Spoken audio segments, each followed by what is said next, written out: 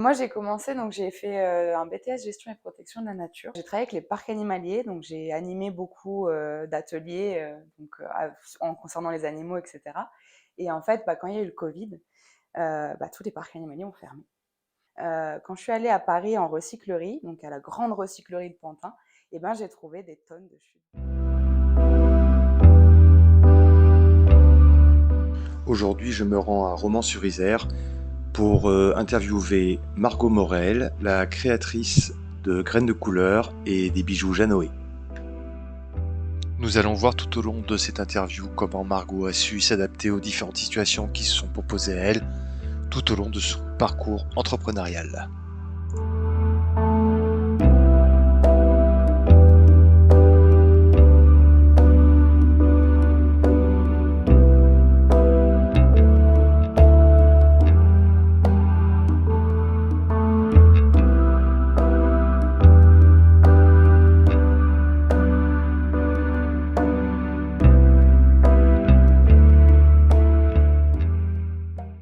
Bonjour Margot, Bonjour, merci de me recevoir.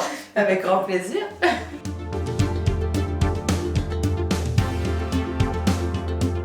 Je te raconte toute l'histoire ou... Bref. Donc moi j'ai commencé, donc j'ai fait un BTS gestion et protection de la nature. Donc c'est important dans mon histoire. J'ai travaillé avec les parcs animaliers, donc j'ai animé beaucoup d'ateliers en concernant les animaux, etc. Et en fait, quand il y a eu le Covid, tous les parcs animaliers ont fermé. Voilà, donc du coup, je me suis retrouvée un petit peu sur le carreau, on va dire. Je dis, alors moi, j'ai toujours créé de mes mains, j'ai une maman qui crée beaucoup, elle a toujours fait des bijoux aussi, donc ça vient pas de nulle part, hein. Et du coup, quand il y a eu le Covid, j'ai eu une grosse période où j'étais à la maison. Donc, j'étais embauchée, hein, mais j'étais à la maison en attendant la réouverture des parcs. Et je me suis remis à créer, à faire de la peinture, à aller chercher donc en recyclerie des choses, du bois à la base, des palettes, des choses comme ça pour créer des choses. Et en fait, quand je suis allée, donc j'habitais à Paris à l'époque, quand je suis allée à Paris en recyclerie, donc à la grande recyclerie de Pantin, j'ai trouvé des tonnes de chutes de cuir. Et là, je me suis dit, waouh, il y a vraiment beaucoup de couleurs, il y a vraiment beaucoup de choses. Et j'ai discuté avec la dame de la recyclerie qui m'a à ce moment-là expliqué qu'il y avait 800 000 tonnes de cuir qui étaient jetées chaque année, donc par les maroquiniers, etc., qui n'utilisaient pas les petits bouts, ou s'il y avait par exemple une peau entière qui avait un accroc ou quelque chose comme ça, tout de suite ça sort de la production et malheureusement c'est jeté. Donc voilà, alors aujourd'hui, il y a les recycleries qui ont fait beaucoup de travail, qui sont allés les chercher, ces cuirs, qui les ont récupérés et qui aujourd'hui vendent aux petits créateurs comme moi les chutes de cuir. Donc voilà, donc j'en ai arrivé à découvrir le cuir et donc petit à petit à créer des bijoux. Et ensuite, j'ai commencé à créer un petit peu plus tous ces tableaux-là, un petit peu dans mon style à moi, parce que comme je peins beaucoup, que j'adore les animaux, hein, pas très dans les parcs pour rien, du coup, on retrouve beaucoup les animaux donc en cuir, en marqueterie de cuir. C'est quelque chose qui n'est pas très connu. C'est comme la marqueterie de paille ou de bois. Le bois est souvent plus connu, la paille commence un petit peu à être connue. Donc c'est tout simplement un puzzle d'assemblage de cuir, hein, là pour le coup, ou de bois ou de paille. Mais là, en l'occurrence, c'est du cuir. Donc j'assemble, je découpe à la main, je fais des gabarits, je découpe à la main et je crée des tableaux en cuir. Du coup. Donc ça, voilà, toute l'évolution, en fait, ça a commencé vraiment avec des petits bijoux tout simples. Et puis au final, mon âme d'artiste a pris le dessus et j'ai découvert d'autres façons d'utiliser le cuir beaucoup plus artistiques et qui me ressemblent du coup beaucoup plus aussi.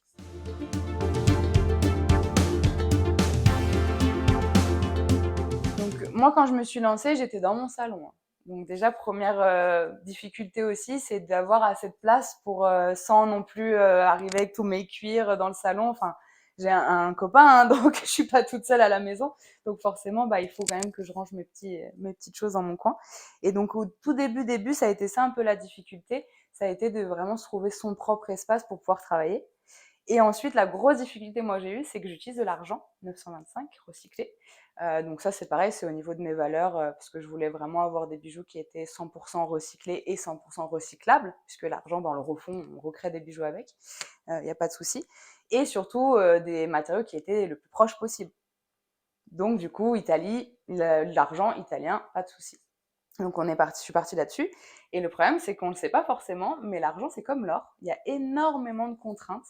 Donc on a un livre de police, on est inscrit en douane, on a un poinçon, comme les bijoutiers qui créent leurs bijoux. Donc j'ai un petit poinçon avec un petit colibri et puis mes deux initiales. Donc comme ça, on reconnaît mes bijoux aussi pour ça. Et donc voilà, pour revenir à la difficulté, c'était vraiment la plus grosse difficulté au début, c'était de se mettre en accord avec les réglementations de l'argent. Ça a été le plus compliqué au début, parce que je pouvais pas en fait avoir de l'argent tant que j'étais pas déclarée. Et donc du coup, il a fallu que je me déclare, que après je déclare en douane, que je fasse le poinçon, que je crée mon livre de police signé par la police aussi, donc le commissaire de police de la ville où on habite. C'est obligatoire. Donc tout ça a mis en place. Après, j'ai pu commencer à créer les bijoux et donc petit à petit à les mettre en ligne, etc. Mais tout ça, moi je me suis déclarée en mai et j'ai commencé à vendre mes premiers bijoux en septembre-octobre. Donc tu vois, il y a quand même eu un laps de temps assez important entre mes premières ventes et le jour où je me suis déclarée en tant qu'auto-entreprise. Donc au début, c'est ça, on n'a pas trop de sous, il faut faire toutes les démarches, les poinçons ça coûte cher, les livres de police ça coûte cher, donc voilà. C'était vraiment financièrement, c'était compliqué, mais une fois que tout est en route, que j'ai commencé à faire le site, moi le site je l'ai fait toute seule, donc pareil, j'ai pas eu à dépenser beaucoup d'argent pour ça. Mais du coup, j'ai créé mon site internet boutique toute seule et après, je l'ai mis en ligne. Et là, Instagram a commencé, etc. La communication. Et ça, c'est toujours un peu compliqué, la visibilité. Hein. Mais on essaye, on essaye. Et puis, je pense que le plus important, c'est de ne pas lâcher quand on a une passion, quand on a quelque chose. Il n'y a pas de raison qu'on n'y arrive pas, en fait. Si on y va jusqu'au bout, si on lâche pas, si on n'abandonne pas, on peut y aller par plusieurs chemins, mais il ne faut pas abandonner.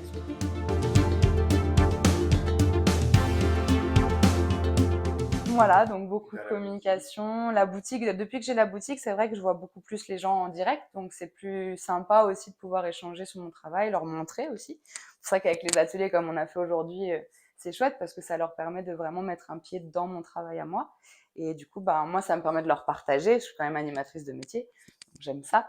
Et ça me permet aussi de montrer ce que je fais et vraiment de faire comprendre aux gens que, voilà, comme je disais tout à l'heure, c'est pas si facile de couper du cuir, quoi. C'est pas du papier, c'est pas, il faut avoir une sacrée force, voilà, donc ça fait les bras, hein. Mais ça rend quelque chose de beaucoup plus noble que du papier aussi, parce qu'on a cette matière qui est quand même hyper noble, hyper résistante, qui dure dans le temps, qui est recyclable, enfin voilà. Donc c'est vrai qu'on a tout ce côté aussi qui est chouette et que je peux partager grâce à la boutique encore plus que ce que je faisais avant.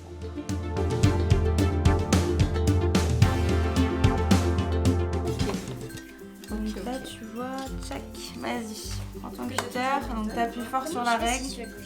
Tu as au moins 20 cm, on t'a dit. Tiens, mesure, Gabriel. Tu veux faire avec la main gauche? Non, c'est bon. C'est à toi, Flo? Ça traîne. Ouais, super, on passe un coup, je pense. Tirer à peu près toujours de la même manière pour qu'on ait une tresse qui soit uniforme. Pas trop tiré d'un côté, pas trop large de l'autre, pas trop lâche de l'autre. La marqueterie. Ah ouais. Un peu au millimètre. Faut juste les appliquer. Oui, c'est ça. Oiseaux aussi abîmés, donc. Ouais, non, Faut couper les deux. Sans lâcher sa tresse, évidemment. Et là, en fait, on vient avec la colle.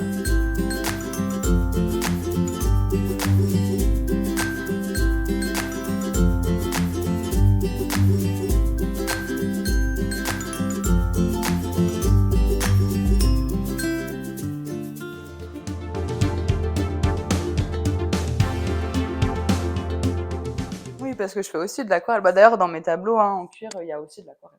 C'est vraiment moi, ces tableaux, parce que déjà, ça ne se trouve pas ailleurs. J'ai encore cherché hier, je ne trouve pas de tableaux autres que les miens en cuir.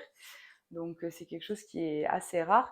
Et en fait, c'est quelque chose que j'ai modernisé aussi un petit peu, parce que tu as ce côté, là, c'est des animaux, alors pas réalistes, mais qui ont des couleurs assez acidulées, etc. Voilà, des petits puzzles assez sympas. Alors, ce qu'on voit souvent sur le cuir, c'est plus les cuirs sculptés, les cuirs, voilà, les cuirs tannage végétal on fait des dessins dedans, etc. Ça se voit beaucoup. Mais la marqueterie en tant que telle, et encore plus dans des tableaux comme ça, c'est moi. Donc, je suis très fière d'avoir créé ça et de pouvoir partager et peut-être un jour de me retrouver dans des endroits prestigieux, pourquoi pas, avec mes tableaux. C'est le début encore de tout ça. Là, j'étais vraiment dans les bijoux avant, donc là, je suis en train de passer petit à petit là-dessus. Donc, ça va se faire tranquillement.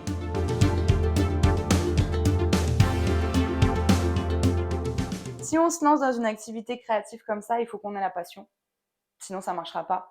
Parce que on a tous les bons côtés de l'auto-entreprise, la liberté, comme on dit, etc., les horaires, tout ça. Ce qui n'est pas vrai quand on a une boutique. Hein. Mais en tout cas, voilà, on le dit souvent, c'est la liberté, l'auto-entreprise et tout. Mais on a aussi quand même beaucoup de contraintes.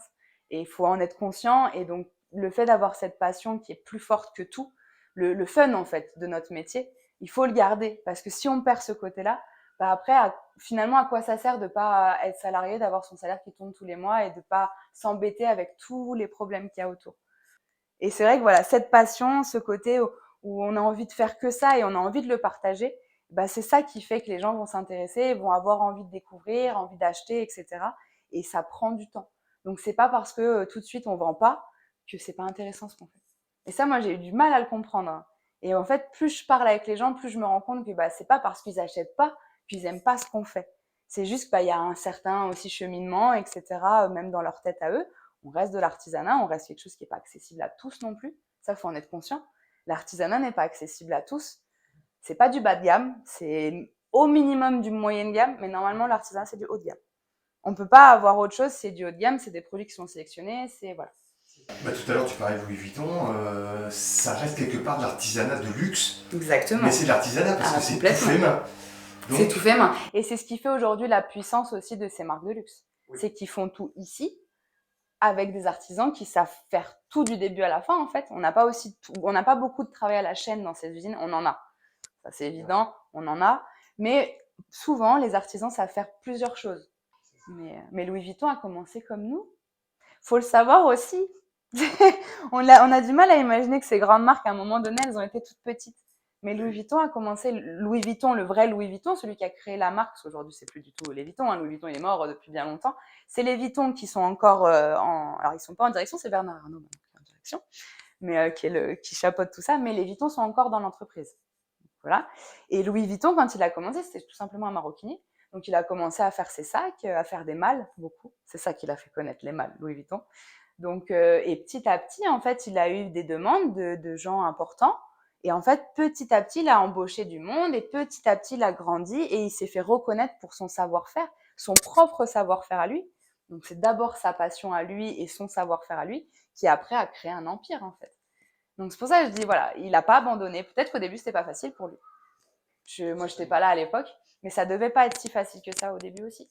Donc, voilà, et il a juste pas abandonné. Il a eu confiance en lui, c'est important. Je sais que c'est dur, moi, la première. Hein. Mais il faut avoir confiance en soi et si c'est vraiment une passion, il n'y a pas de raison que ça ne marche pas. Il n'y a pas de raison que les gens ne comprennent pas ce qu'on fait et n'aient pas envie du coup d'avoir leur petite part à eux aussi à la maison. Donc voilà.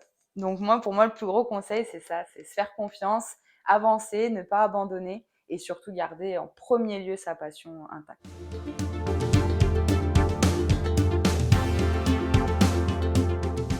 Bah avec plaisir. Merci de m'avoir reçu. C'était avec génial. Plaisir. Et puis, à bientôt. Bah oui. Écoute, si tu as un dernier mot à dire. Si vous avez un projet d'artisanat, lâchez pas, vivez votre rêve et donnez tout. Et puis pareil pour l'écologie, un petit geste de temps en temps, ça peut pas faire de mal. Voilà. Et surtout, venez participer à ces ateliers ici à Romans. Aussi, voilà, je vous attends avec grand plaisir et je vous apprendrai tout ce que je sais, que ce soit au niveau de l'aquarelle ou du cuir, avec grand plaisir. Je t'invite à venir me rejoindre sur mes autres réseaux, tu trouveras les liens en description et je te dis à très bientôt pour la prochaine vidéo.